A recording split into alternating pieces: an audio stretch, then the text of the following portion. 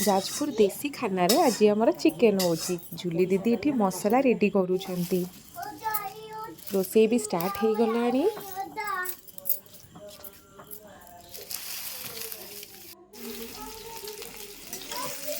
ଏବେ आलू ହେଇକି आमर भजा होची।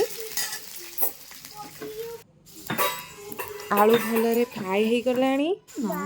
मसला भी रेडी। चिकेन तरकारी तो समस्ते जानछंती जेमिति हो सही प्रकार होची।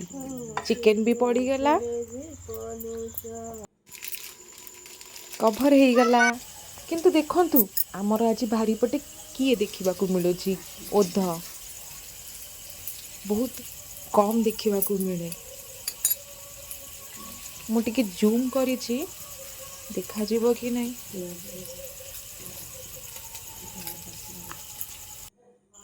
चलो ओध पर चिकेन भी आमर पूरा रेडी।